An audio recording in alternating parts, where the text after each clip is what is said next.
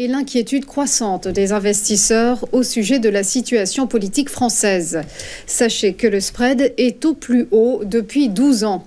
Indicateur très surveillé, les taux d'emprunt à 10 ans de la France ont franchi un nouveau sommet. 3,03% vers 17h10 hier, 86 points de base de plus que son équivalent allemand. Une cote d'alerte résultant de plusieurs jours de hausse continue. Le spread pointait en effet à 72 points de base le 18 novembre.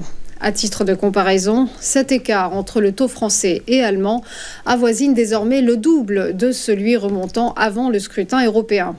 Une sanction des marchés due au flou politique au moment où le risque d'une censure du gouvernement Barnier se renforce à l'occasion de l'examen et du vote du budget 2025 au Parlement. Le Premier ministre qui justement était l'invité du 20h de TF1 hier soir. Lors de cette interview, Michel Barnier a affirmé qu'il aurait assurément recours à l'article 49.3 pour faire adopter son budget. Un gouvernement potentiellement en sursis, sous la menace d'une motion de censure votée par l'opposition LFI et RN. Dans cette optique, le locataire de Matignon a mis en garde contre des turbulences graves sur les marchés financiers si ce scénario venait à se produire.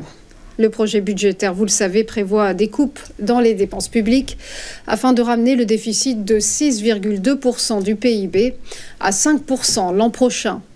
Un vote solennel est prévu au Sénat le 12 décembre, suivi d'un examen en commission mixte paritaire afin de trouver un compromis.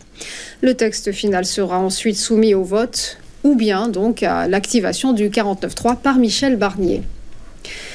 On termine avec la prudence affichée de la Fed hier. Les fameuses minutes de la Réserve fédérale américaine, à l'issue desquelles il a été décidé que les prochaines baisses de taux s'effectueront graduellement.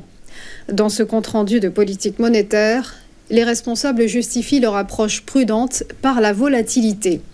Engagée dans un cycle d'assouplissement monétaire depuis septembre, la Fed a abaissé son taux directeur d'1/4 de point à l'issue de sa réunion de novembre.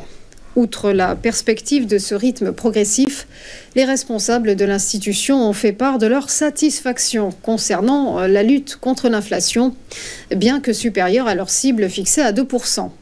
Si celle-ci demeurait trop élevée, la Fed pourrait ainsi suspendre les baisses de taux. De même qu'en cas de ralentissement économique et de hausse du chômage, la Fed pourrait réduire ses taux plus rapidement. Cela nous amène au point bourse, le rappel de la clôture des marchés hier avec des places boursières européennes dans le rouge toute la séance suite aux futures restrictions douanières envisagées par Donald Trump lorsqu'il prendra ses fonctions.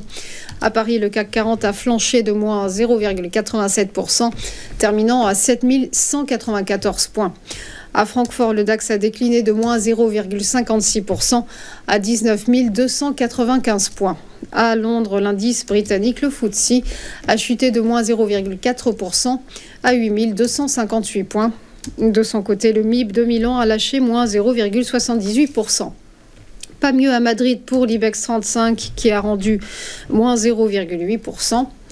À Wall Street, les indices étaient un peu plus en forme à l'issue des minutes de la Fed, avec des nouveaux records de clôture à la clé. 44 860 points pour le Dow Jones qui a avancé de plus 0,28%. 6 021 points pour le S&P 500 qui a gagné 0,57%. Et le Nasdaq Composite, quant à lui, est monté de plus 0,63%. On termine par le Nikkei et l'indice japonais a terminé en baisse de moins 0,87%. Voilà pour les news, on marque une première pause et on se retrouve juste après pour Chrono CAC. À tout de suite.